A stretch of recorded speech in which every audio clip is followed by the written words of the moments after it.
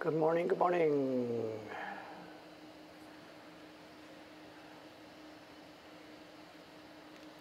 This is one hot machine today here, one hot machine.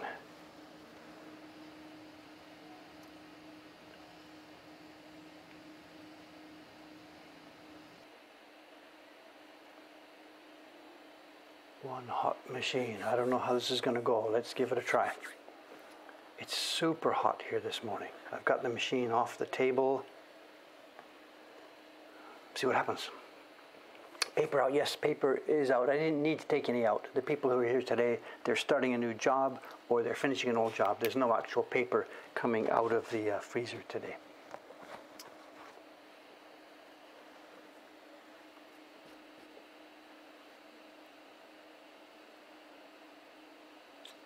I better also shut down everything else in the background here. Let me shut down Safari.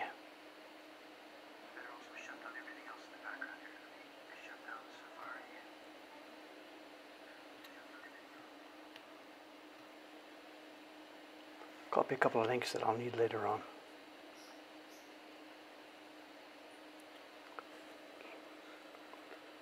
Let's get rid of that. We'll give it a try. We'll see what happens.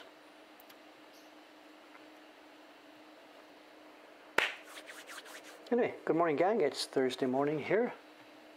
What have we got for work today? It's a mix of stuff today. I'm not quite sure what blend to do here. We have, of course, the carving job that I was working on Monday. We'll pick up, I guess we'll start with this, the background block for the latest print.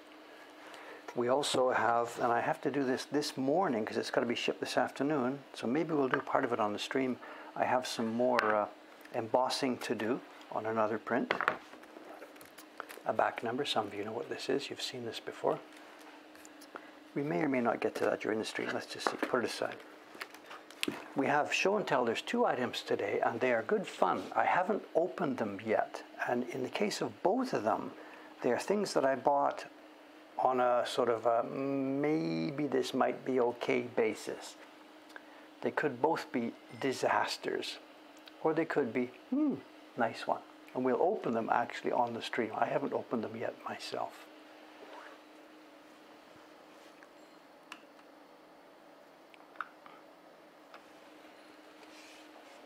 But geez, it's hot. Oh my God, it's hot. No fun. Excuse me.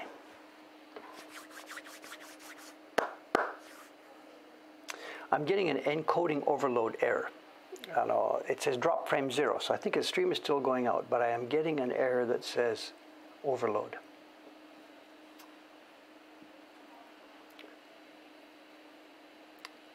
I don't know if I can change the encoding rate while the stream is running. I'm not sure if I can do that. Perhaps not. I can change it during, so let me turn down the bit rate.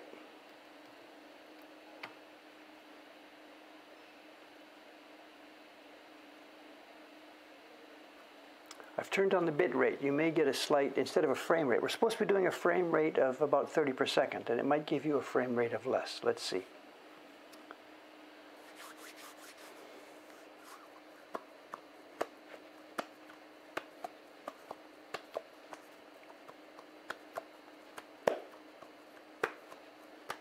Going to 35 in Tokyo? Maybe, I've got no idea.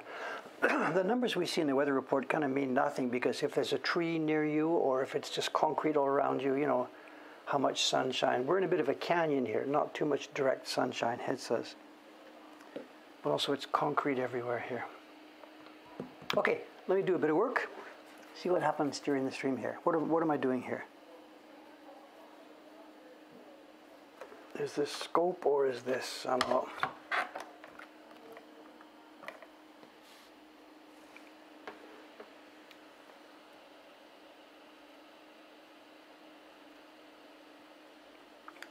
Not punning again, are you guys, or whatever?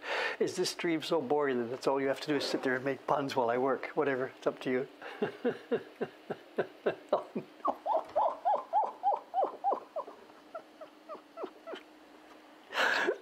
Enough, I'm not going to get involved in that. Where are we? We went around the first buoy. We've been around the base. We are now working our way around the second buoy. And I've got to remember which is in and which is out. The background is what we're carving here. Here's where we got to.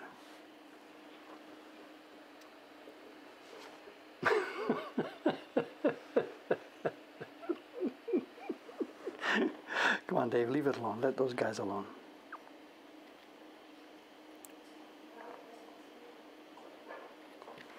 There are lots of other things to talk about too. I know, lots of other things to talk about. I know. Many years ago, before we did the Facebook and YouTube and Twitch and all that stuff, before the modern social media came along, most of our communication with the fans and stuff was through the blog. I mean, before the blog, it was through a paper newsletter, but I'm not talking about that far back. Most of our communication used to be through the blog. I had two blogs. There was the Woodblock Round Table, which was the blog over on my personal website. And then after we started Mokuhankan, after I started Mokuhankan, the Mokuhankan Conversations blog became the main route for communicating with people.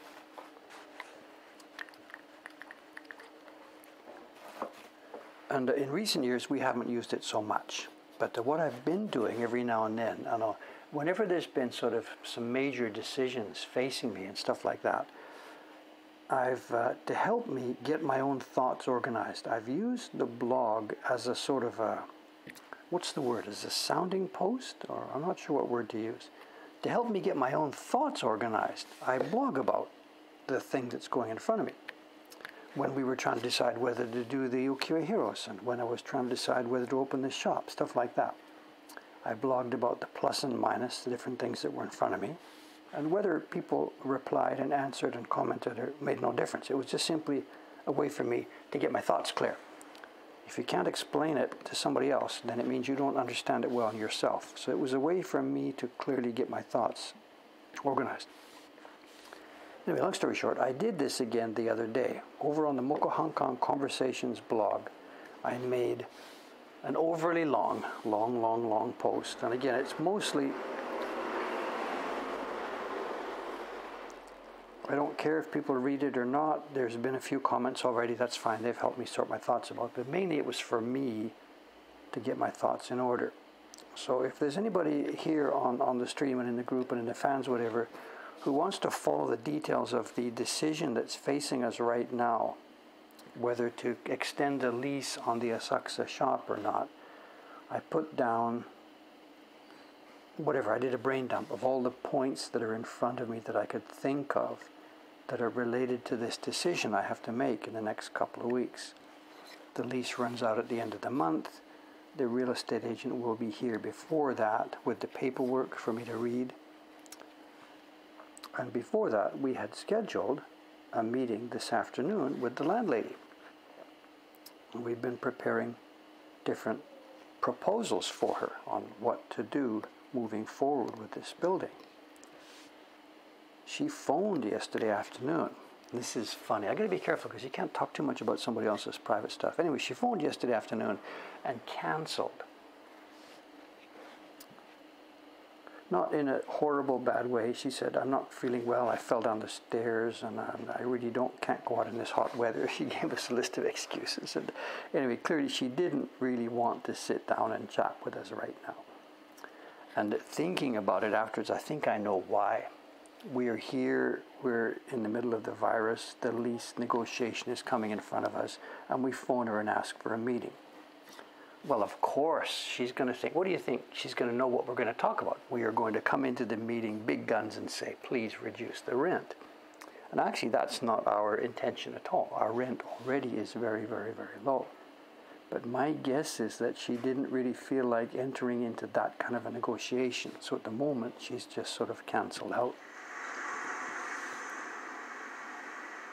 I guess what she's thinking is the real estate agent, the person who sits in between us, is the best kind of person to handle that, because he can say, no, impossible. Whereas she would find it difficult to say no to us. She's Japanese.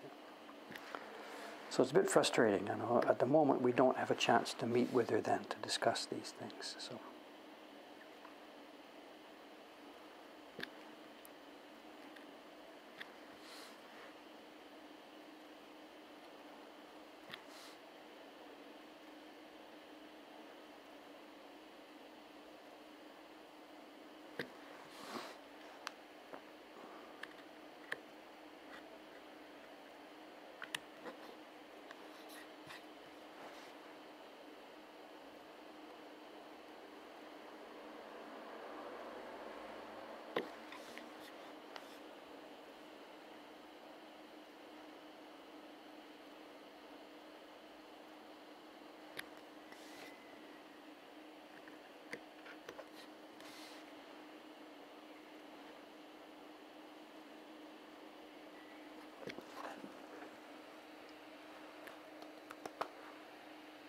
Actually, that's what we did. Someone's asking, when she phoned us yesterday to cancel. I can't copy all this. I'm sorry. I can't read all this right now. When she phoned us yesterday to cancel, I did. I know I said that. Oh, by the way, Suzuki-san, just so it's clear, I know the purpose of chatting with you, wasn't to ask for a rent deferment or anything like this. But by then, she had already given her list of excuses and falling down the stairs and stuff like this. So she couldn't say, oh, in that case, let's have a meeting. It doesn't work like that. So what we're going to do is we're going to let that part of it ride. And next week or 2 weeks or something like this, try again and whatever. I didn't. Did somebody put in the link to the blog post? I guess nobody put that in. I don't want to open a browser here. See if I can remember the link by hand. It's name.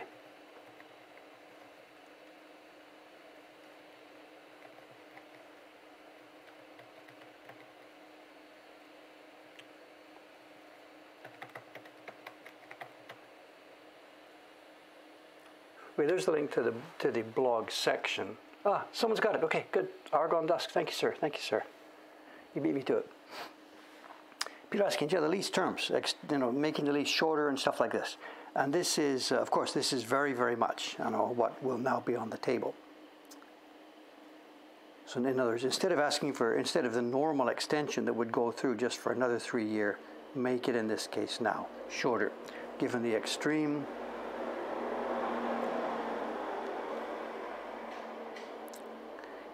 uncertainty of the business situation. Just tell her straight up, look, we cannot see what's happening 3 years from now. You cannot see it. Nobody can see it. There's nobody on this planet knows what the situation is going to be like 3 years from now. So that's step one. Let's shorten the term of the lease. We can talk about this again next year. We will all have 1 year's more experience on what's going on here. That's one thing that was on our list of requests. Another one on our list of requests was the lease is quite extremely strict as in what kind of businesses you can do here. Maybe most leases are.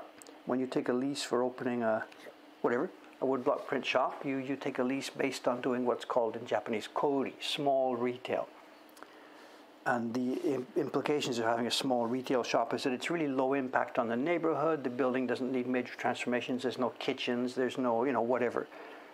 And you're supposed to stick with that category of stuff. And what we want in the next version of the lease is we want that to be relaxed a little bit.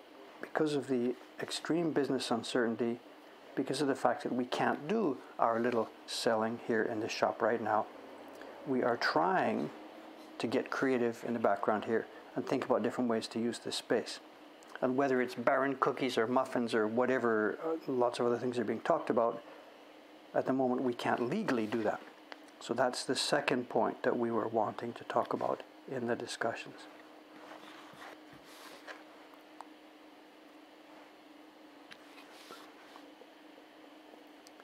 And both of those things, I am sure, her side, the owner of the building, and the real estate agent who works through her, for her, I'm sure they will absolutely agree to those terms. In the current environment, absolutely. It's a no-brainer.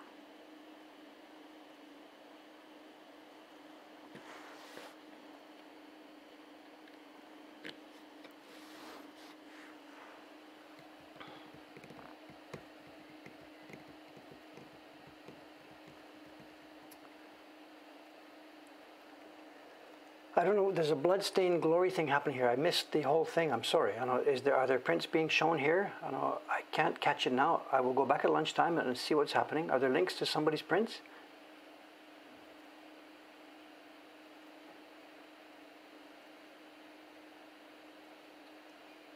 So I will catch up on this when I can.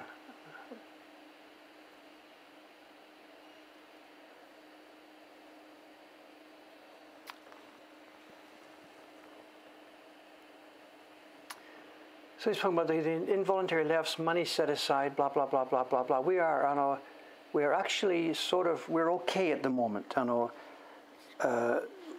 Our July, we've got the numbers in for July now. Actually, July was the first month when we were actually in the red. the revenue was less than what we paid out in July. So it sounds sort of terrible. We have switched from a profit situation. We've now crossed the Rubicon and we are now in the red. But it's a special case, July. July is always very low sales online. It's historically very, very low online. So we're not panicking because the sales are low in July. And part of the reason we're in the red is because I spent a ton of money. I'm keeping all the printers, even 4 outside printers, I'm keeping them busy, sending them work, sending them work. The stuff is coming back. This embossing I'm supposed to be doing today, it's another 100 prints back from outside. So we're building for the future here. Next year, we won't be working with Jed. We'll have a different subscription series, and we need to make sure that we have lots of back issues of our Japan Journey and Woodblock Pilgrimage prints. So I'm spending a fortune right now throwing money out, getting these prints made and stacked up here, and yet the sales are a bit low because it's the middle of a hot summer. So that combination put me, for that 1 month, put us into the red. But other than that, we are actually okay. Subscriptions are hanging on, sales are hanging on, we're keeping expenses as low as we can. We're not actually in any financial trouble at the moment, and we're not in any way going cap in hand, help me, help me, help me. The Patreon is helping a huge amount. It's doing 2 things right now. It's helping us pay for the rent when there's no customers here. And the Patreon, I should have posted about this. The kids, Patreon money is going straight through. Oh my God, too many things to talk about. Somebody throw me a link here. No, I'll put the link up. Let me put a link here. I prepared it. Here. Oops, did I post it twice? No, just a minute.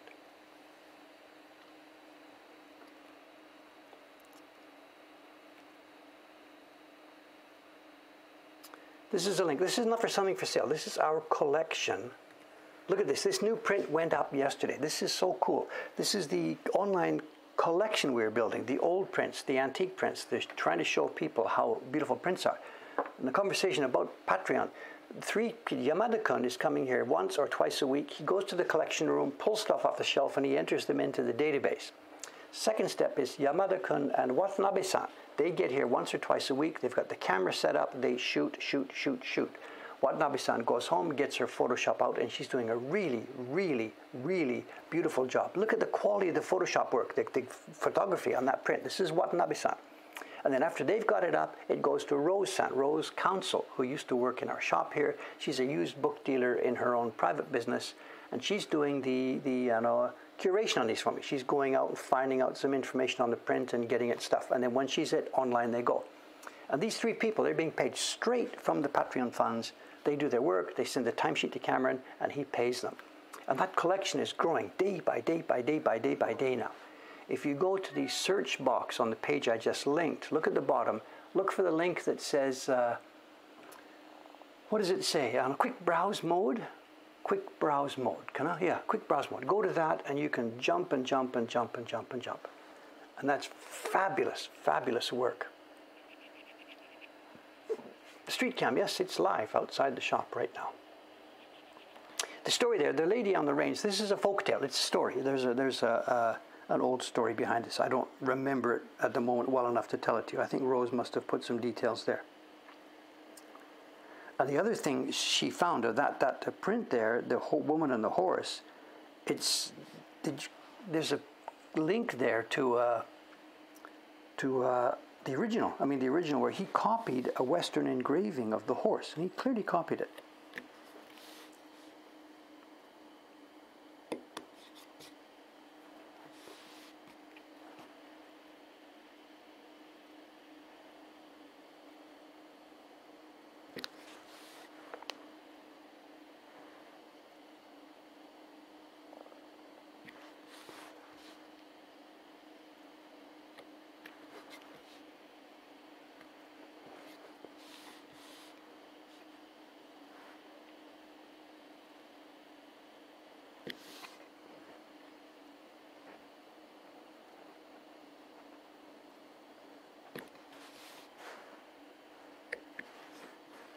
Okay, I think we've gone all the way around this boy as well.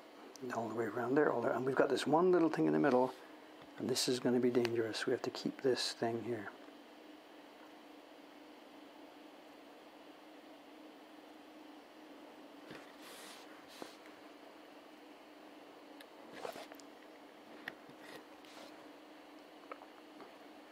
that picture of the horse neigh, somebody's probably posted, wow, finally a Japanese print where the animal looks like the real thing. And it's because they copied the Western model there.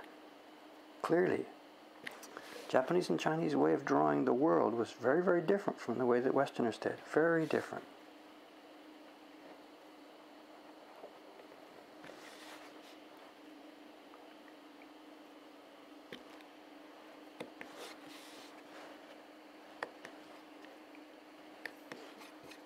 Okay, I think, oh no, around the outside too. Okay. Comments. Dave, Spiffy Canadian. Hi, another Canadian. Okay, good morning. I don't know. I don't know if I know who you are. I'm sorry. Good morning. Welcome anyway. How often are we shipping a box of orders to Jed for delivery by the post office? 2 weeks. It goes 2 weeks. Last one went August 1st. The next one is going probably tomorrow afternoon. It's not set, it's whenever the box gets full, but because of the fact that subscription series are steady, it's working about every 2 weeks. And at their end, I don't know how long it's taking them to open the box and distribute the stuff. I really don't know. And then on top of that, there's another problem, of course. The US Post Office at the moment is undergoing some extreme stresses. And they've been a very nice, efficient service. But what's going to happen over the next few months with the US Post Office, well, those of you who live there, you know what's going on. And I don't know how that's going to affect our work at all. We send it to Jed in a big FedEx box, and his assistant, Mika-san, puts labels on and takes them to the USPS. But what happens then now, I have no idea.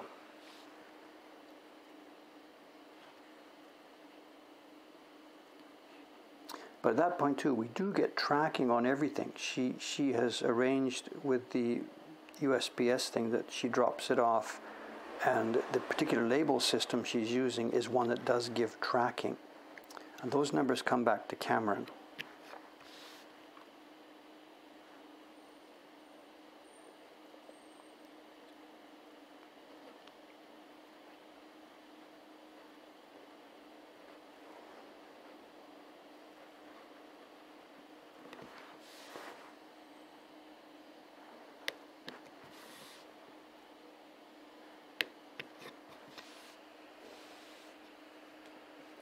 USPS needs a crazy situation. Crazy situation.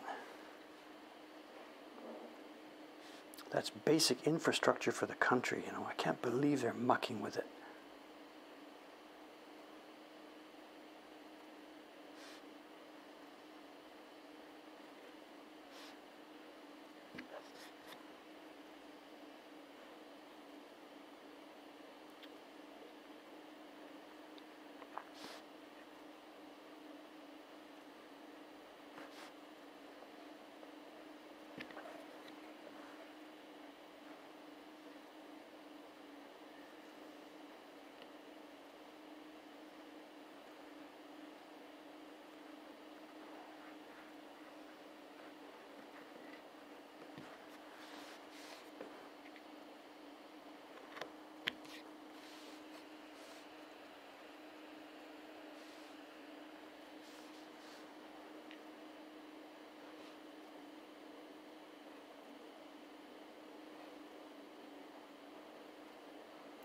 This line here I'm cutting at the moment, the outside line here, I'm cutting very much on the outside of the purple area because I'm not 100% sure exactly where this line is. I've drawn the line where I think the print ends, but I'm not really quite sure about this.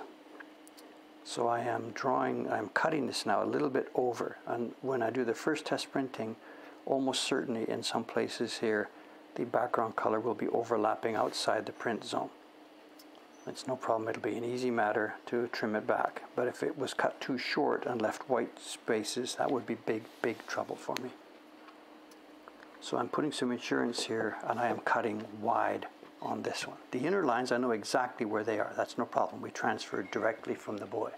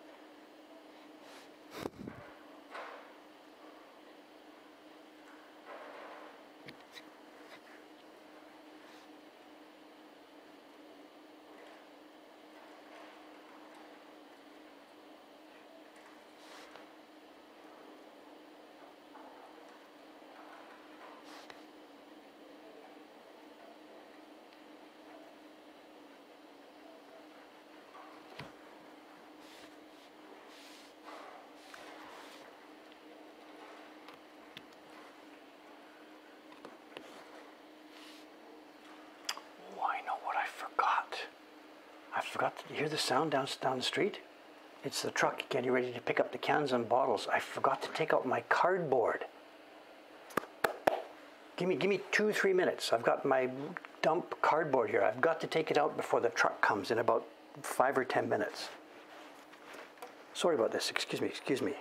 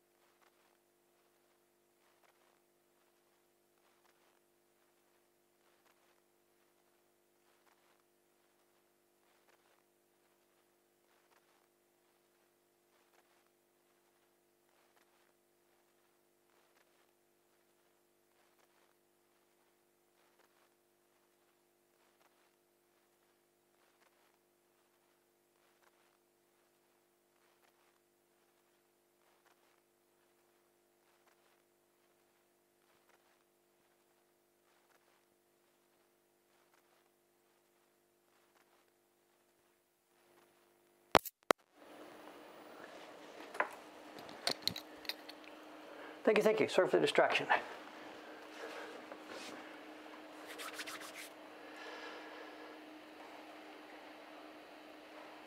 The garbage stickers, there was no audio on the outside camera, I guess, sorry. It's turned off, but we pay for our garbage. We pay for our garbage through stickers that go on everything. When we put out a big plastic bag full of garbage, it gets a seal, and there's 3 types of seals: 10 liters, 20 liters, or 45 liters. And in the case of putting out things like leftover garbage, it's not liters, so they just say whatever, put some stickers on it to pay for it. So, and the cost of the stickers, the 20 liters sticker is about $2. So I just paid $4 or so to get that garbage taken away.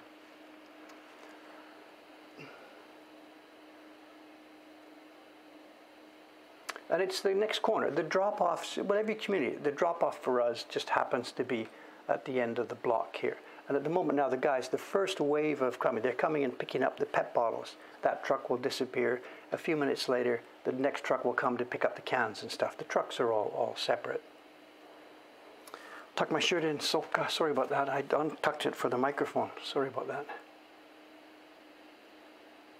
No sound from the mic. The outside mic is turned off right now. I tried to reduce the load on the computer here.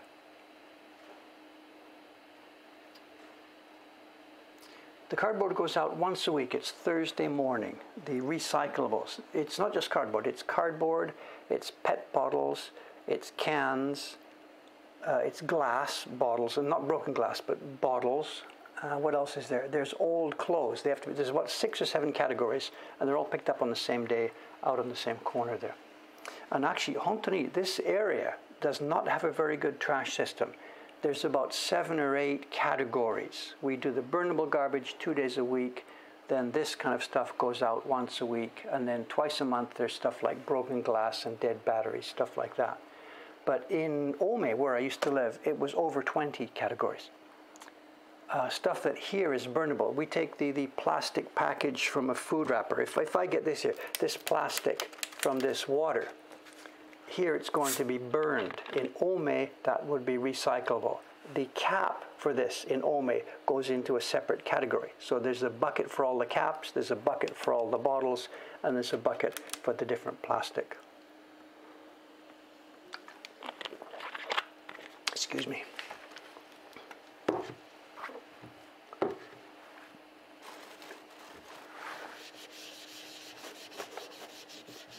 Okay, sorry for the distraction, excuse me. You can see now, they're getting the bottles, you can hear the sound. I didn't keep 20 trash cans, but it's crazy. Every household does this. You've got your burnable garbage inside the thing with a cover so it doesn't smell. You've got one corner of the kitchen, you've got a stack of the newspapers, magazines, and books. Underneath the kitchen sink, we've got a thing where you throw 1 bucket, 2 buckets, 3 buckets, plastic, cans, bottles. Every house does this by themselves. But I don't have 20 buckets. There's a drawer there where you got your old batteries, and once a year you remember, you put it out on an old battery day and stuff like this. So each person does it in their own home, and then on the specific day, they take it to the local collection point, which is always just seconds away. Basically every block has its own collection point. But as I said, Taito-ku, where this place is, compared to Ome, where my home is, this area has fewer categories of disposing garbage.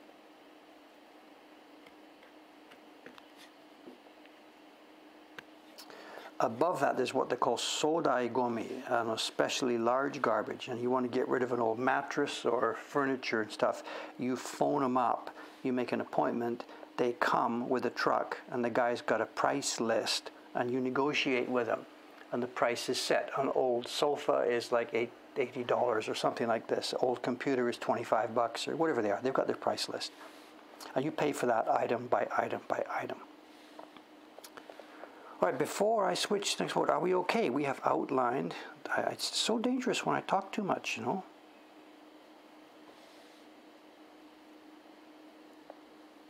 Okay, we are now going to do some light persuading, not heavy smashing.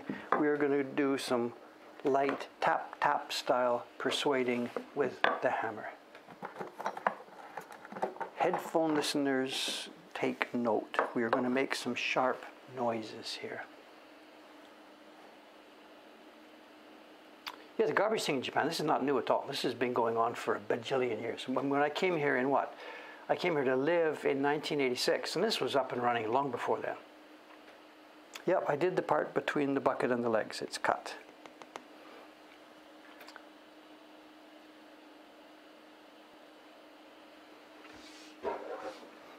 Did I miss a peel? No, not today, not here. 80 bucks for a sofa. I don't know the number. I'm just making it up off the top of my head. It's extensive. It's absolutely extensive.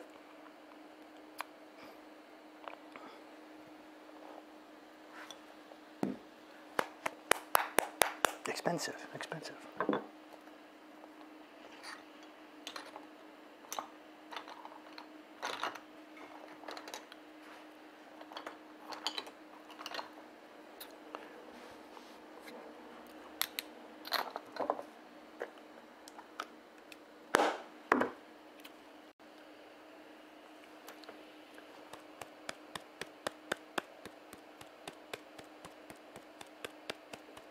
How am I able to live in Tokyo? I have permanent residence. I got permanent residence here back in 1993. The first few years, my initial entry was because I was married to a Japanese lady.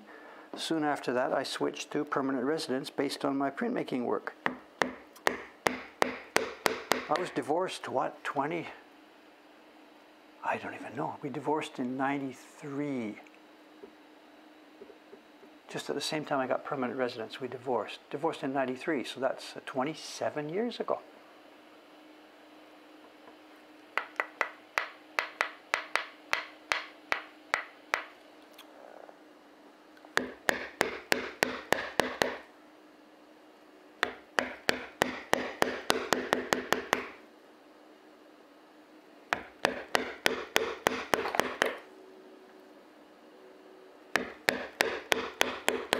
Oh, this also reminds me of another point. People keep asking me on the stream, I see this later at lunchtime, why don't I dig a second hole and I can put the block at an angle between the two pegs and stuff like that. It could be done that way, I guess. I really didn't want to mess up this bench too much. Already this hole wasn't there. The original hole in the bench is over here on the left side because carvers here are right-handed. So I dug a new hole in the bench for this. And I didn't really want to cut too many holes, but yeah, it would be a thing to show. You could get a bit more stable if you had two pegs.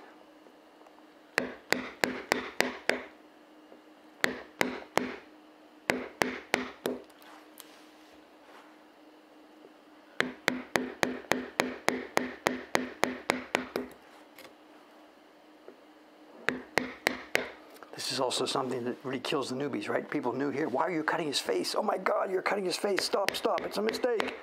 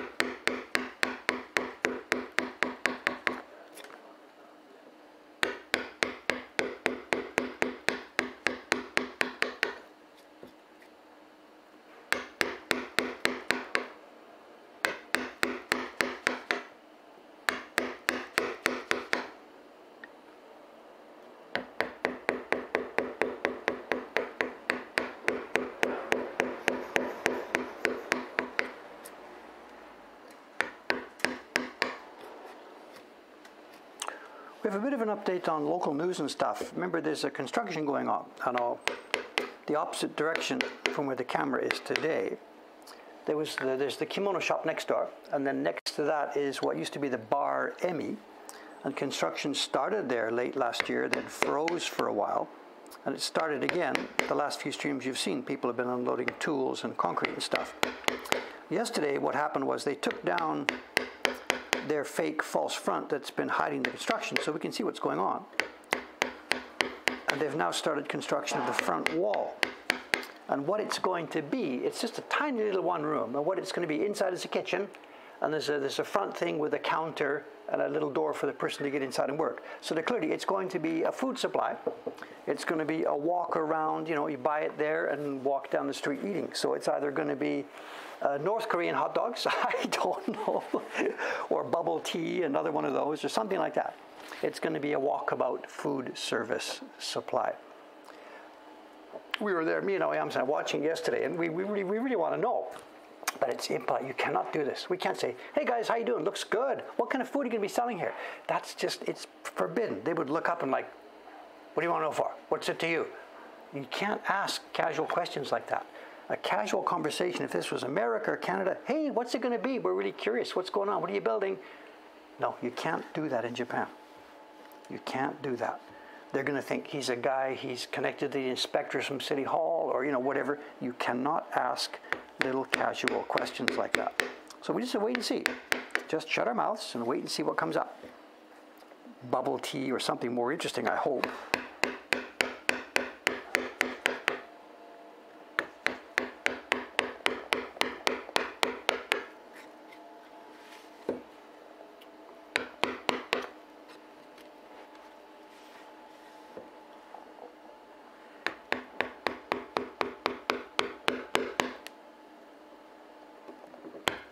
And of course, me and Aoyama-san, we came back after looking at that, and we sat here and thought, and we looked at our empty shop.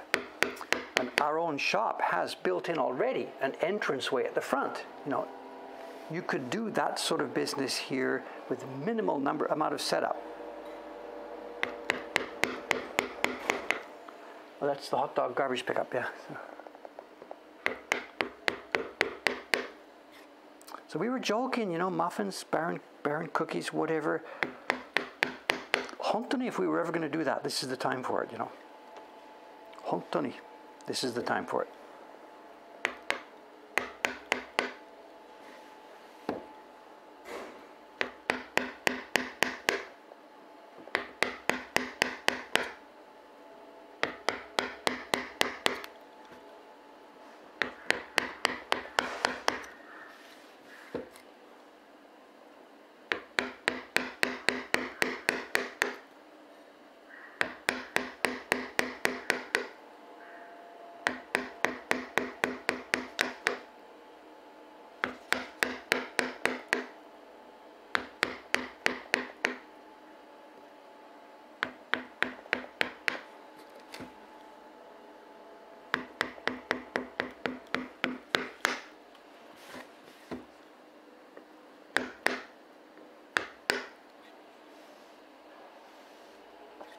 All right, I think that's all I want to do with this dangerous chisel here, I think.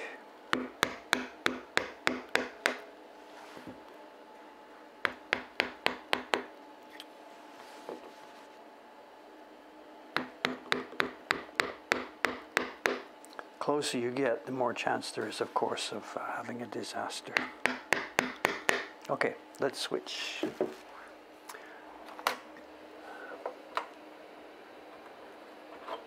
Yeah, the Baron cookies, craft beer, whatever.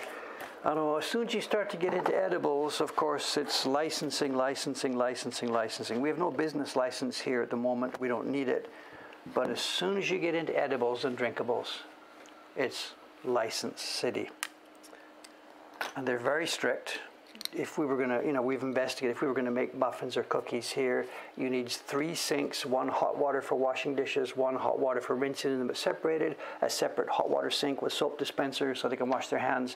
The list of rules, the entrance and exit for the people going in and out of the kitchen has to be different, 2 separate doors. The list of rules for a business that is actually making edible stuff on the premises.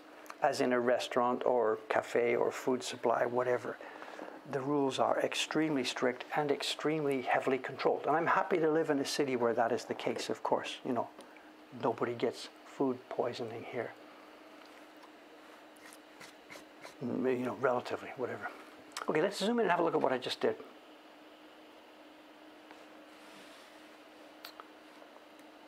So now you can see more clearly what was going on. It was the purple outside area that is being kept. This is what's going to print later on when we're finished.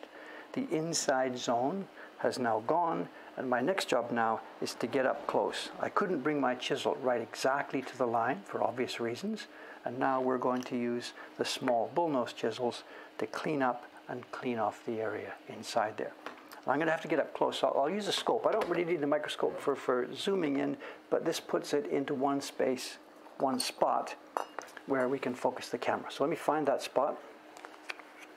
What time is it? 8:40. We're still okay. So we have a fun show and tell. It's going to be fun, but it's also, I may have egg on my face because I have bought some stuff that may not be woodblock prints.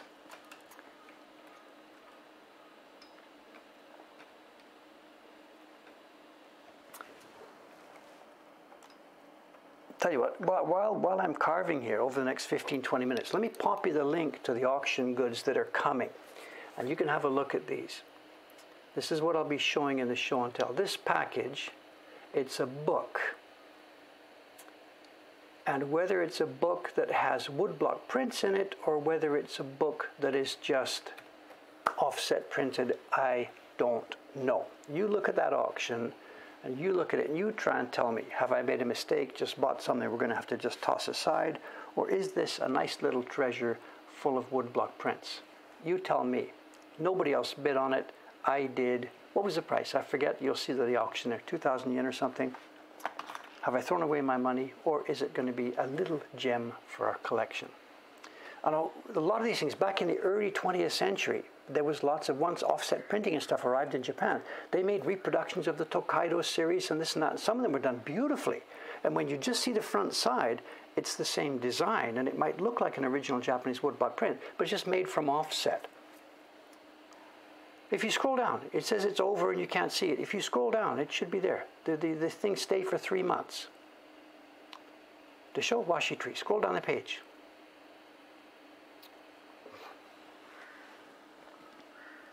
So there are quite a lot of these older auctions, auctions of older goods from that era, where the people who get it, they don't know what it is, because they don't know what woodblock prints are. So this guy has put it up saying it's a woodblock print, but maybe it's not. I have no idea. No, I didn't. Did I figure out when it's half of my life? I didn't. I know. Send me an email to remind me. I can figure it out.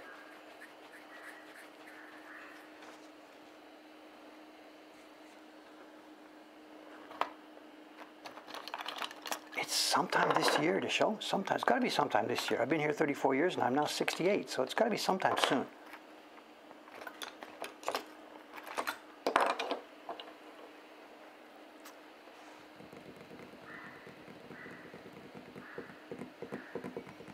So the other thing is there one woodblock print in it? This was common. It's a book about the series, about the 47 Ronin series, but maybe there's one woodblock print as a frontispiece and the rest are no images, or it could be a set of like 50 woodblock prints. I have no idea. The guy didn't describe it well, and I'm thinking, and we've got it here.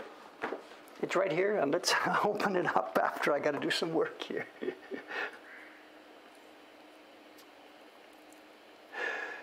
Sorry, Andy, sorry, over my dead body. Talk to me about leaving it in my will. Maybe we can talk about that. But no, I am not selling that. Sorry. But what is coming, this is a real thing, the woodblock collection that's going online. We are shooting, the goal is to shoot not only every single woodblock print we own here, but we are planning on shooting every page of every book that we own. So they are going online for you to drool over on a good wide screen.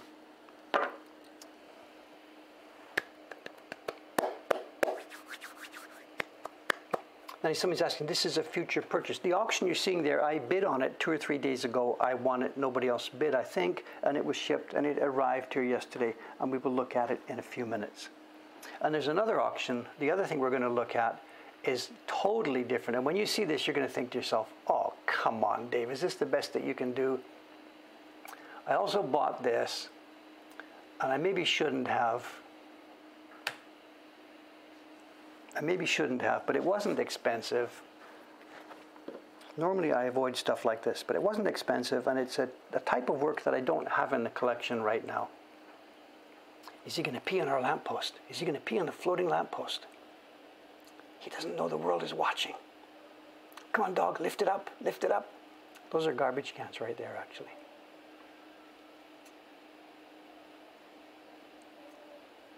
No, he's thinking about it. He's just thinking.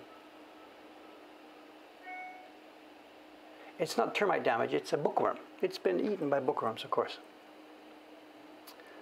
Again, it says the auction is ended, but if you scroll down, the data stays there.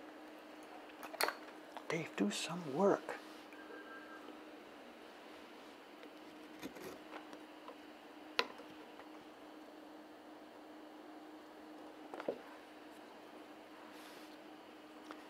When I say I shouldn't have bought it, I mean, it's just too damaged. It's no pleasure. A little bit of damage is okay. You can open it and enjoy the print, and there's a bit of damage. It's sort of furubi. It's a bit antiqued. But this one, really, there's no pleasure looking at those pictures, and I think I kind of regret getting it, you know.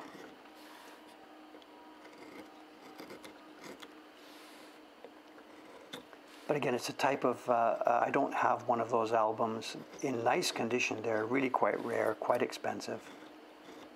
So in my mind, it's sort of, okay, this is a place marker. We'll hold it in the collection till we get a nice one, and then at that time pass this on or throw it away or something.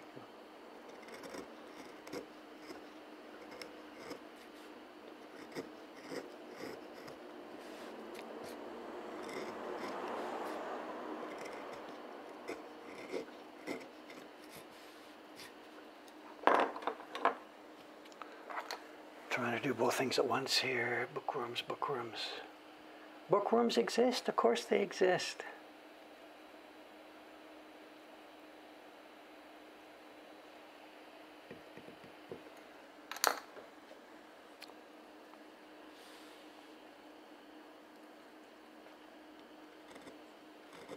Well, you can see the tracks. They're tunnel-shaped tracks. When you have the book as a thing which has been eaten, you can see the tunnels going page by page by page, the little circular tunnels.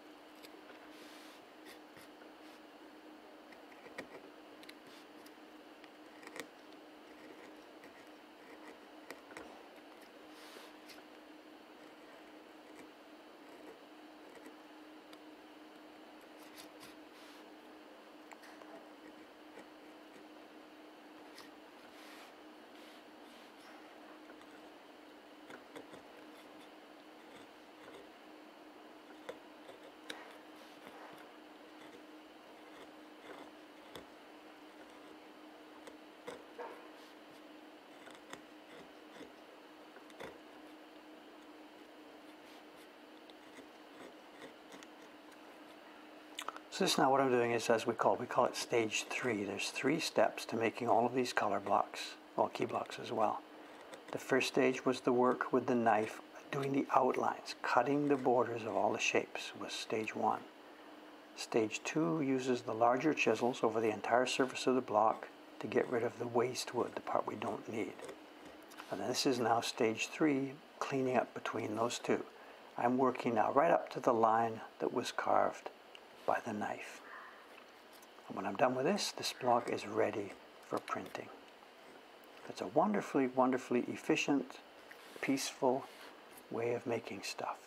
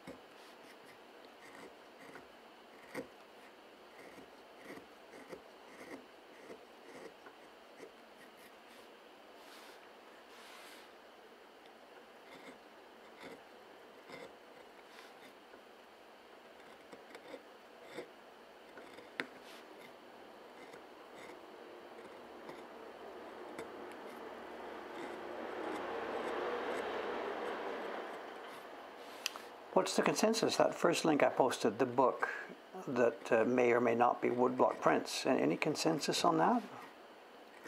It looks like about a turkey, or it's going to be a little treasure, or what? I don't know.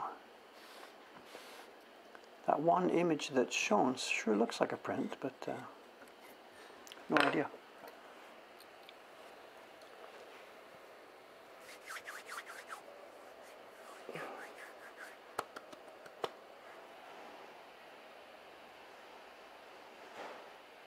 I think there may be a print or two in there, but I think it's a turkey. I said both. Remember, considering the price, Digital. Wait a minute, I think you got scammed. I didn't get scammed for anything here. Dave is looking at something and he thinks about what's worth bidding and thinking, might this be a nice item for our collection? There's no scamming involved. The guy who put it up just put it up. Sometimes on Yahoo Auction, there is, you could call it a scam. Somebody looks at it, knows it's an offset print, and puts it out there. This is a famous Japanese old woodblock print. There are cases like that. This is not a scam. This is a guy finding an old book, putting it up with whatever average pictures and saying, okay, whatever, if you're interested, pick it up. Nobody else was, I think, right? That's one where just me bid.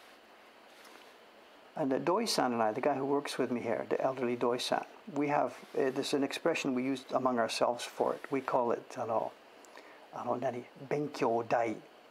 When we buy something at an auction like this and it turns out to be not really what we had hoped it might be, we call it whatever, we write it off for study. It's study cost, it's experience, whatever. Oh well, paid a little bit for it, more experience. Next time we'll see a similar picture, we'll know what it is or isn't, And we never, ever, ever spend substantial amounts of money when we don't know what it is we're buying, of course.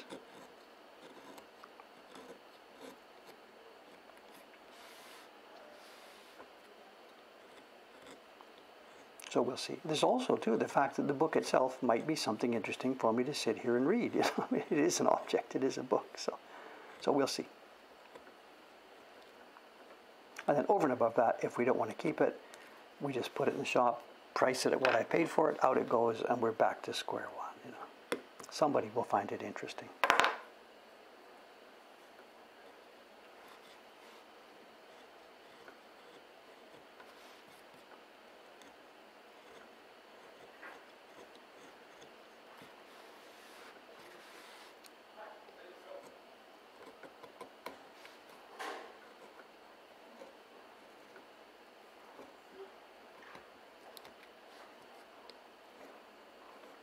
It's so hot here already. I'm stuck. The back of my shirt is just totally soaked.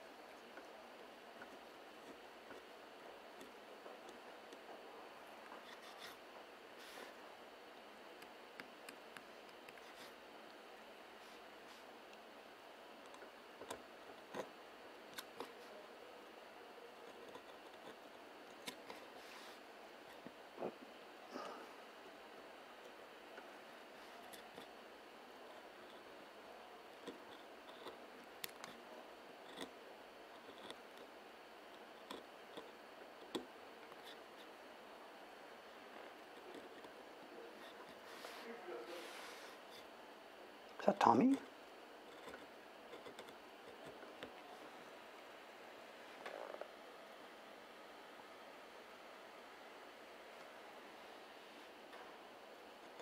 Tommy, can you hear me? Joe? I guess not.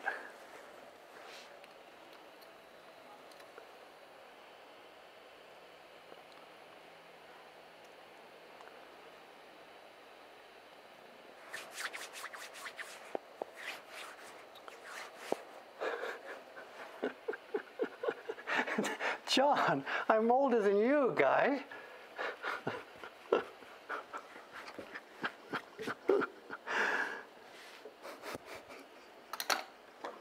But I never smashed any guitars. Never smashed any guitars.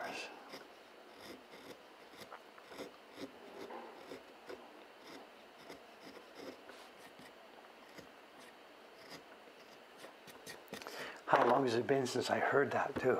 Good God. I should search up. It must be on YouTube, I guess, right? How long has it been since I heard that? I've been in Japan for 35 years. That record is on the shelf, the LP. It's in the storage room in Omi. It's in a box in the basement. It would be 40 years since that thing entered my ears, you know, at least 40 years.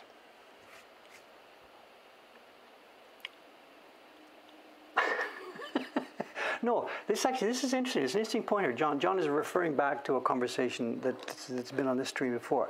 Where I left pop was when it became. I got to be careful what I say. No, I don't have to be careful what I say. Where I left pop, or where I never joined in the first place, it was the angry young men with the guitars. I think I would have said is what John's referring to. When it's just two or three guys standing at the end of the stage, pounding a guitar and yelling some angry kind of lyric over the same chords, whatever, that was of no interest to me, you know. Something like the one we're referring to here, the Tommy thing going back and forth. The Who obviously was classic angry young men with the guitars, but there was a musical content in there too, you know. So whatever.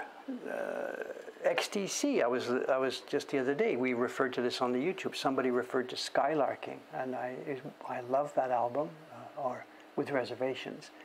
And early XTC is classic angry young men with guitars, the punk thing, and I didn't have any time for it. But when they started writing, it sounds pretentious, whatever, interesting music, then Dave is back on board with this, you know. This is part of why I've never been any kind of a fan of any kind of rap music and stuff, because to me it's hostile and angry. And for me, music is something I want to listen to for pleasure and enjoyment. And this may be whatever I'm hiding in just a little world I want to live in. That's fine. I don't care. I know. When it's angry and abrasive and angular is when Dave doesn't like it so much. Dave loves Ben Webster. He doesn't have much time for John Coltrane. Coltrane is angry and angular and in your face, and I just please, Guy, I know it's okay, but just take it away somewhere else. I don't really want to get involved with that, you know.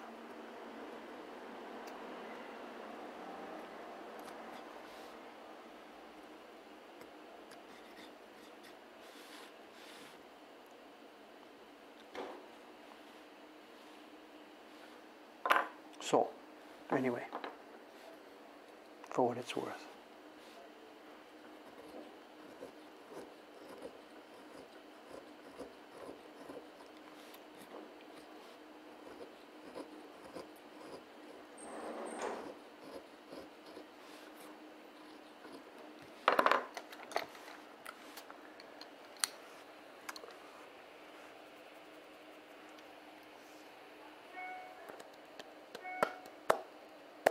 Non-such, oranges and lemons. You're pushing my buttons now, guys. Absolutely. You're pushing my buttons. So let's not start next TC thread. Which is the best album? The Big Express or English Settlement? Whatever. I know that could go on all day, all day, all day, all day. So Coltrane is top notch. I'm not in any way dissing the guy. I'm just saying my personal choice of what I would like to listen to. Someone like Coltrane is recognized as a global, fabulous, iconic player. No argument about that whatsoever. Just for Dave's personal taste. It's my character, you know. I'm a square, simple, quiet guy, and I don't like abrasive people or abrasive music. So, but I'm not in any way dissing what Coltrane is. Just it's simply not my taste. And clearly, lots and lots of people really, really like it. No argument there whatsoever.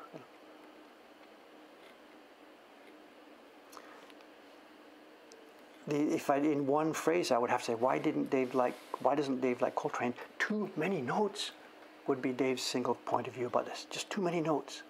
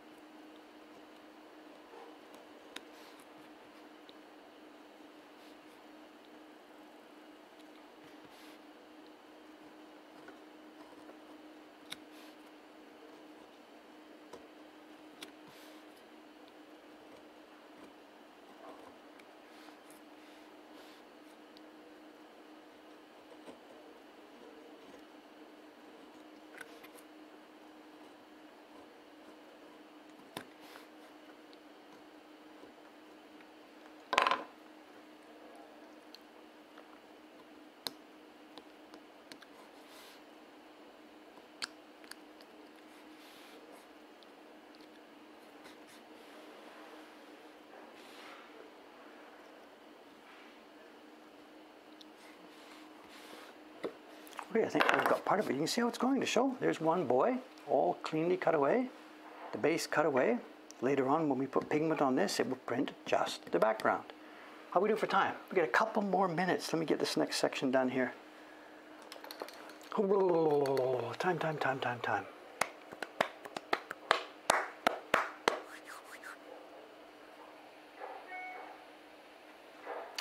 Someone's saying we got a Bachmann here, it sounds like. You're talking about me or somebody else? Because I'm actually not a Bach fan either. It's the same thing, you know. Too many notes.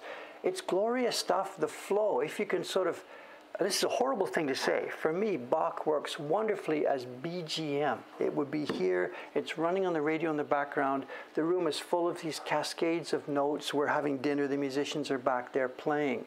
That's how Bach works for me, and that's heresy. For a real Bach fan, that's heresy. It's just too many notes. I can't process that much information. So you're talking Glenn Gould and Bach. I mean, the world recognized that as one of the pinnacles of human achievement. That's fine.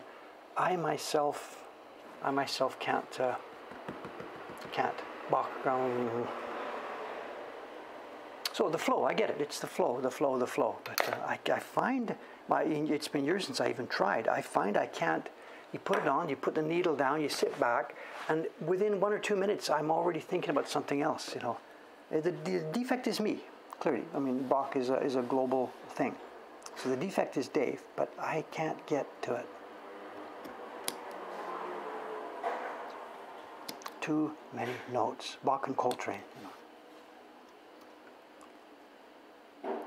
This is heresy. We're going to lose all our fans. Everybody's going to disappear. Who's this wild man with these stupid ideas? Whatever. Sorry about that. This is sort of one reason too. Over the years where we've had the stream, many people ask, what do you like to listen to? What do you like this? What do you like that? What do you like to eat? You know, and in general, I avoid that stuff. I don't quite know today how I got into it, but it's not a good topic for a stream like this because you're absolutely going to alienate somebody. If I like A, the B people are, I'm out of here. And if I like B, the A people are out of here. You know, you can't win with this stuff.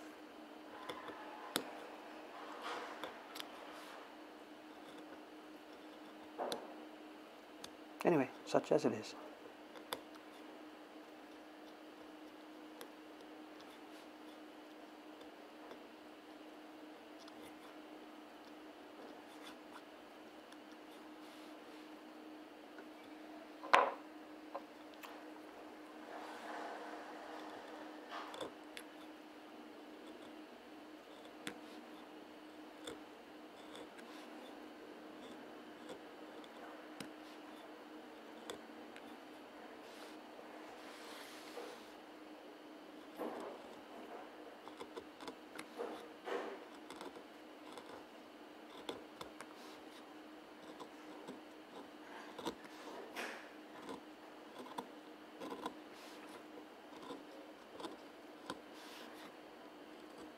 What I would really like to do, you know, if I had a bit of spare time for it, I thought about this years and years ago when I was working by myself in Oman, playing music all the time, you know.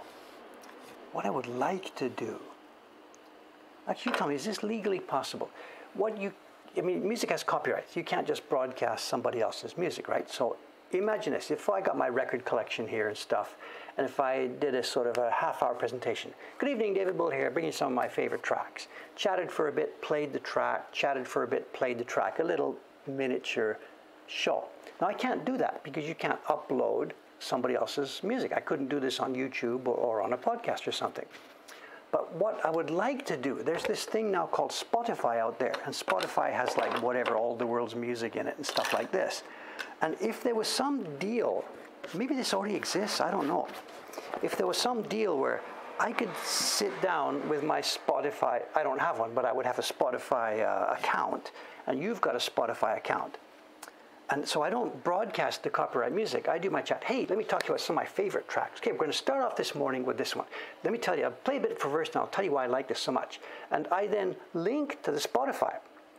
And when you're hearing my, quote, podcast, you hear me, and then the link automatically clicks in, and the Spotify thing plays through your Spotify account. So music rights holders get paid, blah, blah, blah, whatever it is that goes on. And then after the track finishes, it cuts back in. Well, what did you think about that? Did you catch that part with the bass player, blah, blah, blah? You know, whatever. I'm making this up as I go along. But I would really like to host a little bit of a music thing where Dave talks about some of the music he likes to listen to and stuff like that. Obviously, Bach fans would not find this an interesting thing to listen to in the long term. But I would really, there must be a way to do this, the fact that the copyrights are out there. You can synchronize listening to Spotify. See, if that's the deal, then we set up the playlist in advance. But no, because we won't, it's not just a live event. We want people to listen to this later. Could I put up something that was a combination of Dave's explanation plus links to Spotify, where you didn't have to listen to Dave, click to Spotify, click back to Dave? Could these things be integrated? I would love to do that. Maybe Spotify already has this set up. I don't know. Let me know if you know about something like this. That would be really, really, really fun.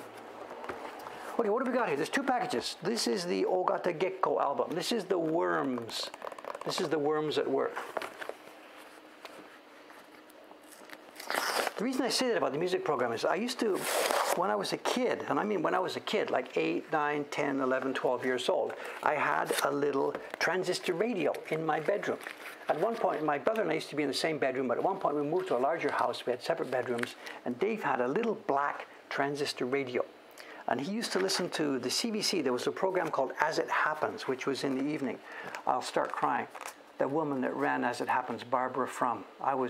Everybody in Canada was in love with her. She was just incredible, incredible. Anyway, don't get into that. But she and Alan Maitland ran a program, a current affairs program called As It Happens. And then after that was another program, and then after that was called The Eclectic Circus. And this used to be something like 11 at night or 10:30 at night. And it came from Toronto, and a guy called Alan McPhee, who was a bizarre, bizarre character. And he did just the same kind of thing that I just described to you. He knew a ton about music. He had a huge, extensive collection. And he would ramble and play music. And because he was a CBC announcer, they had the rights and stuff. And I listened to that night after night after night. Night after night after night. The Eclectic Circus. And it would be a classic, a jazz, a rock, or whatever. His main point was that there were no barriers, you know.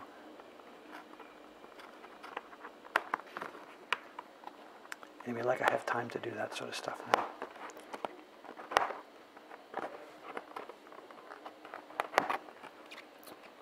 Okay, I can see the worms. Whoa. I mean, I can see the worm holes. I don't see any worms here.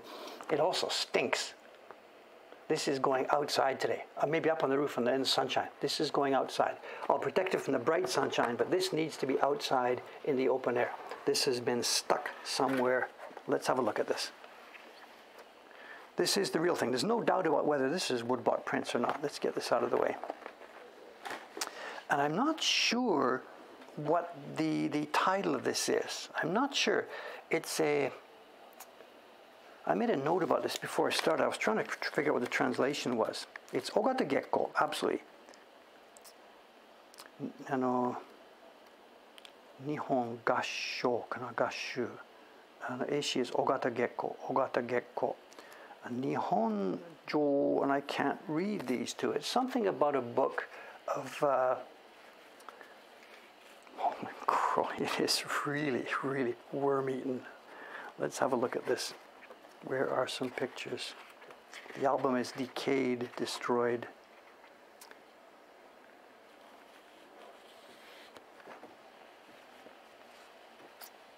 It is. It's Fuji no Tashinami something. I don't know what I was trying to read it. Fuji no Tashinami nantoka. Views of upper class. It's similar to the book we looked at the other day. Views of upper class women doing their stuff at home, their tea ceremony, this and that. Oh, this is nicely made. I don't care about the holes. I don't care about the holes. Let me zoom in here. Look, look, look, look, look. The damage is insane, but the quality here, the quality of the prints, look at the quality here. The carving, the registration is perfect. These are gorgeously made prints. Yay, yay, yay, yay, yay. If only. So the worms had good taste, somebody's mentioning here. This is very, very nicely made. It's the usual kind of Meiji album. Upper class people showing off the lifestyles of the rich and famous. Other people would buy it wanting to get a glimpse of what really happens in those high class homes. What a real tea ceremony looks like, how to do a tea ceremony, how to handle it and stuff like this. These kind of books were very, very, very popular. The most popular end would have been a black and white colored book that showed this. Yeah, that's the paper. The texture on the wall you're seeing is the paper texture. Nothing is printed there. So the texture you're seeing there is the washi. Am I supporting worm families? I don't know. No, this is a very nice. It stinks. Holy crap, it stinks. I've got to get this upstairs and out of here before it contaminates everything else. I don't think there's any living worms in here. But this is very, very nicely made. whatever this happens, you know, this happens. If it hadn't had worms, this would have cost $400 or $500, and I wouldn't have been able to afford it. It's quite a rare little book. Ladies playing games, there we are. And again, it's this maybe a New Year gathering. Oh, we have another, let's see, quick. What have we got here?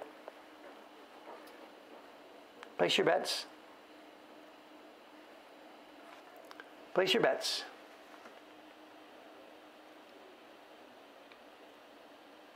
Dog to show. Look at the nose. It's a dog. A dog with an artificial clothing something and a ribbon. It's got to be a dog. Someone says cats. I don't have any idea. Tanuki, yeah, right. Someone's got to do a book about this. Someone has got to do a book about this, you know.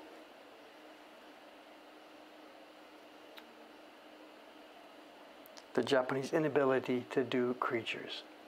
You think that's one of the better ones? Okay, somebody say Neko, but I don't know. I would not bet on that. So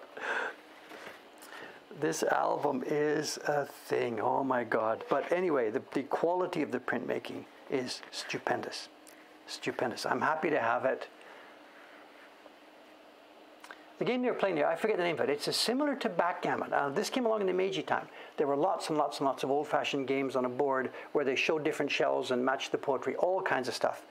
I'm not the right guy to ask on this, but it is a known thing. If you look for a Japanese Meiji-era backgammon type game, whatever, it will come up. So, no, your title is backwards. The title should be, What the Hell is This? Animals in Ukiyo-e. You got the title backwards there.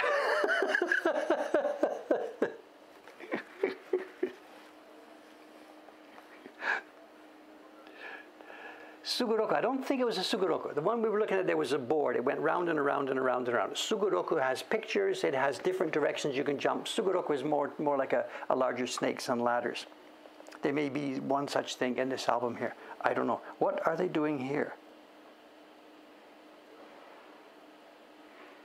I don't have a clue. Oh, I know. Yes. I do have a clue. It's incense.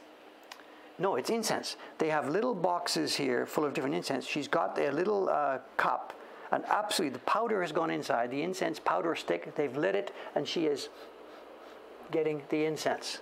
Almost certainly. And on the board here, they've got little packets of different kind of incense, and it will be passed around to the ladies for their edification and education. It's the name starts with a K. I don't remember what it is. I know something do, shodo, nantoka do starts with a K. Kaido janai. Somebody help me. Kodo. Andy. Chocolate eggs. What do we got here? Calligraphy, letters. These are upper class people, you know. Wide tokonoma, 2 scrolls. Okay, very nice little book.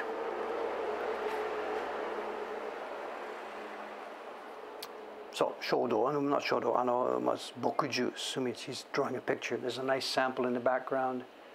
This could perhaps even be a teacher. She's got lots and lots of other stuff around here. This may not be just a housewife doing this.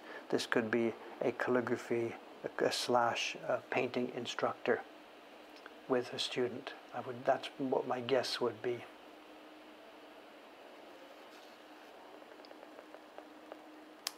And what do we have here?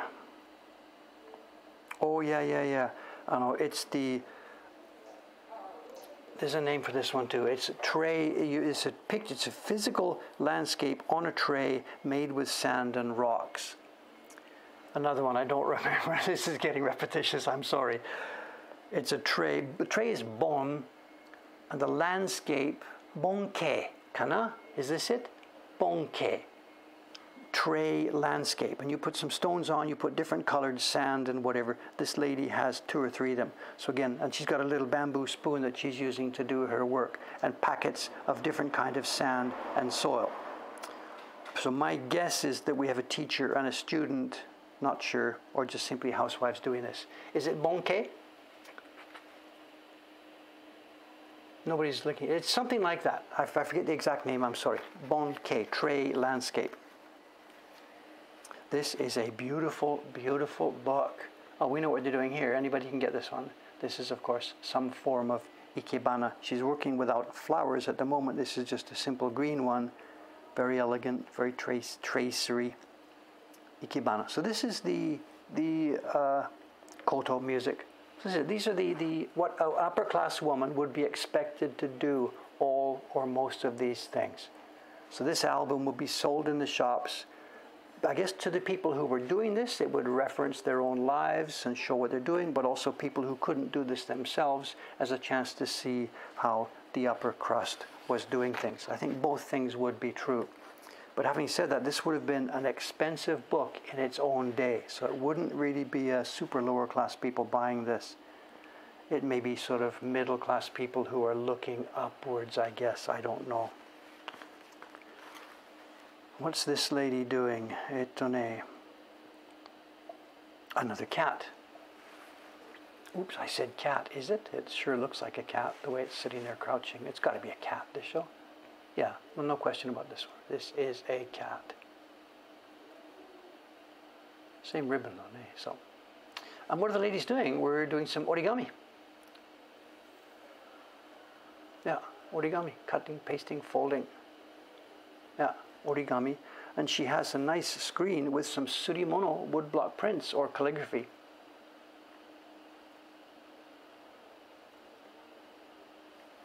I'm very happy I bid on this. I forget, how much was it? 3,700 yen or something? So even with the damage, even with the damage, I'm happy to have this. This is a glorious little album. A glorious, glorious little album. Of course, Buyo, I don't know if it would be called Buyo dancing. She's got her drum, her dress, at an actual concert preparation out in the garden somewhere. 2,000 yen? No, that was the other book to show. This was more than this. We won't rebind this. We will keep these separate one by one. These prints will be separated from each other, aired out first, and then separated from each other. 3,700 yen, yeah. What have we got here? This is Sensei. These two ladies are clearly visiting Sensei. What are they doing? Sensei has a brush, so it could be a poetry teacher or it could be a calligraphy teacher or both. The elderly lady Sensei has a desk writing poetry, so this could be for poems or this could be for calligraphy. Maybe poetry. They're just sitting chatting. They themselves don't have brushes. So my guess is this would be poetry. But I stand ready to be corrected.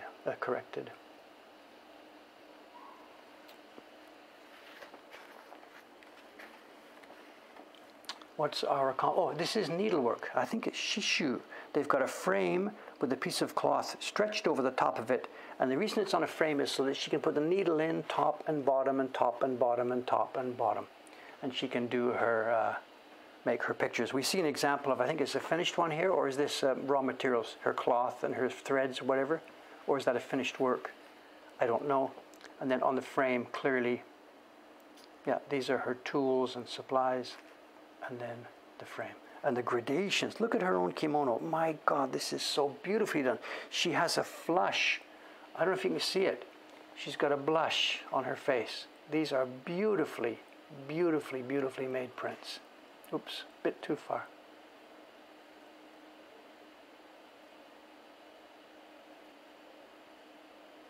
Gorgeous, gorgeous. So you can see the impression to show. Look at this. You can see the way their lines are pressed into the nice, thick, rich paper.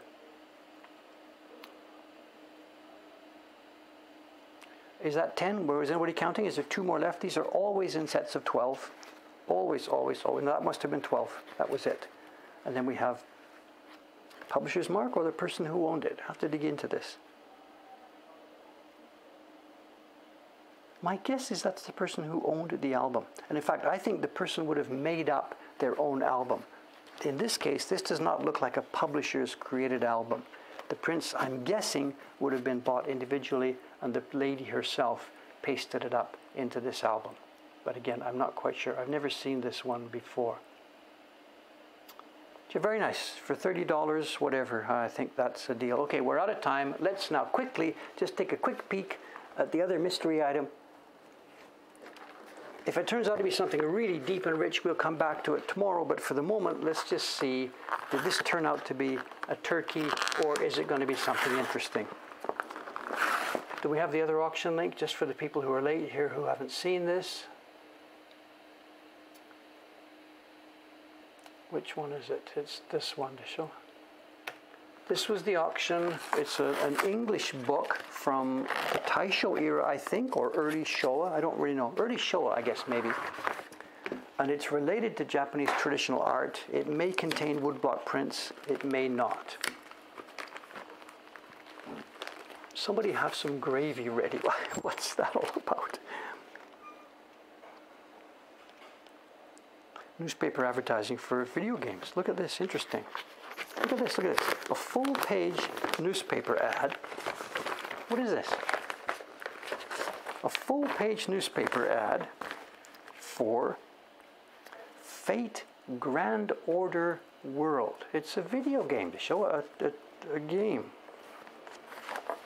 Anybody know about this? Published by Da Vinci. It's clearly a video game or something. Ah, hi. Open on sale July the 30th. Goshunen, 5th year anniversary. Anybody play this game? No idea. Fate Grand Order. Popular game currently. Let's get this out of here. I'm not so interested in that myself. Like I have time for stuff like that.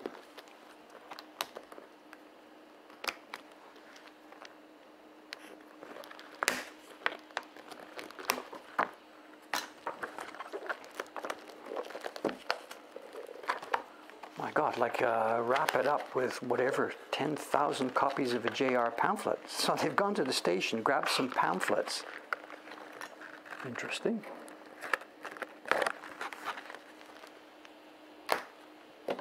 Well, I appreciate the fact that it's wrapped carefully.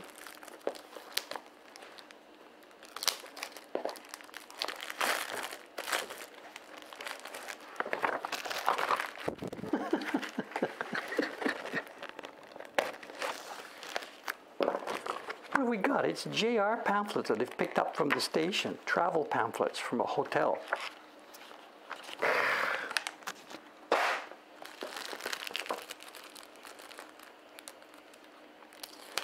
Packages in Japan, when you're shipping something by Takubin within the country, the weight doesn't matter. It's done by size. It's size 100, size 60, 80, 100, 120, and the weight doesn't matter. So if they ship by post office, it's done by the weight, of course. This person has wrapped it very, very, very carefully. Look at this. They've even put a little dust cover on. Shall we?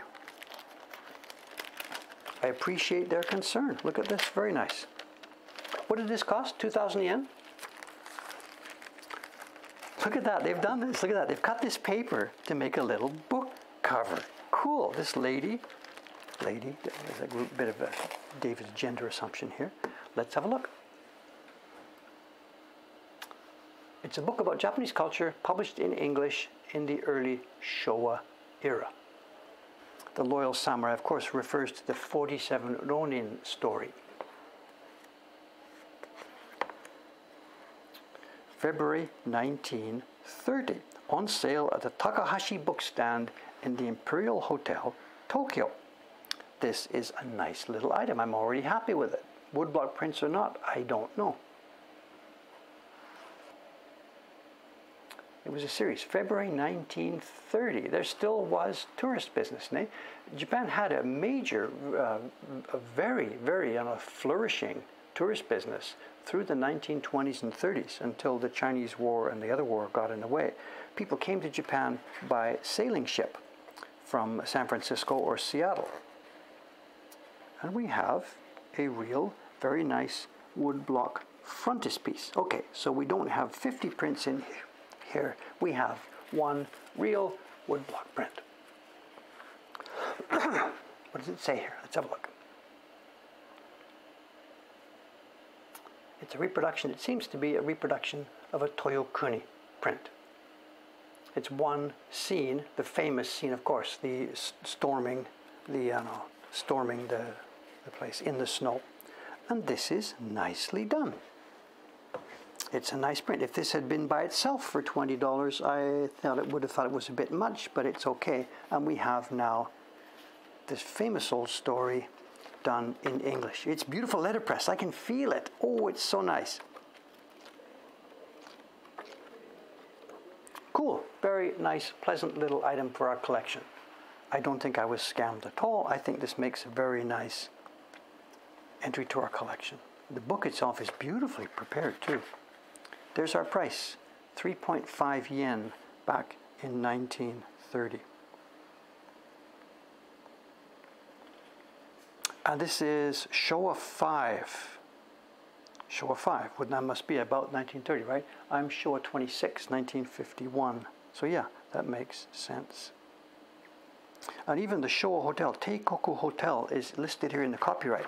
So it would have been made for the hotel. Interesting. For the hotel's bookshop. Where's the title page again?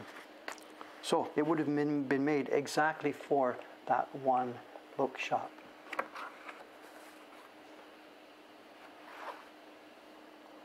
So originally 3.5 yen back before the war, when the yen was a different kind of currency, of course. So no, dollar and yen haven't tracked even remotely. Of course not. Of course not. The yen, in fact, it's not even the same yen. The yen that existed pre-war is there was a yen and sen, and they are not the same currency that we currently have. So you can't simply track the things across through time. I've got no idea. It was clearly aimed at foreigners for English, so it would have been priced much, much higher. A similar book in Japanese for a Japanese clientele would have been 3 sen or something, which is 1/100th of it. I don't know. There we have it. Actually, just show and tell, I'm happy the way this worked out. You know, I'm happy with both items. This one because it's a very pleasant item to read, and the other one because the print quality really is gorgeous. I'm sorry about the worms, but things are what they are.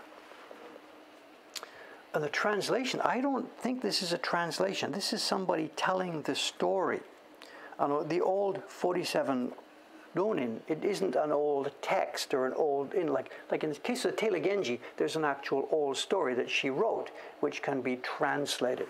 This story is just a story. There's no canonical text that would have been translated like this. It's simply the old story, which became a kabuki thing, which became just a more, not a folk tale, but a part of the culture. So he would not have translated anything for this. They would have just simply have told the story in English, the way that anybody could tell the story right now. Okay, that's it. I have got to get on with my work. I'm a shipper today. I'm packing and shipping stuff for Denmark, England, and then start Jed Henry's box for America. David is going to be a wrapper and shipper for the rest of today and tomorrow. Okay, I'll be back at this Saturday morning, I believe. And you know what I'll be doing. I'll be finishing up this block and starting the next one, and starting the next one, and starting the next one. How often do I check my info email? info@woodblock.com. It goes to Cameron. He sees that. If he thinks it's something of interest to me, he throws it to me. info@mokohankan.com is an active, tested, checked, multiple, ongoing email address. I'm out of here. Thanks very much. You know how we have to close this. I'm going to be going upstairs to chat with Ishikawa-san about next year's project.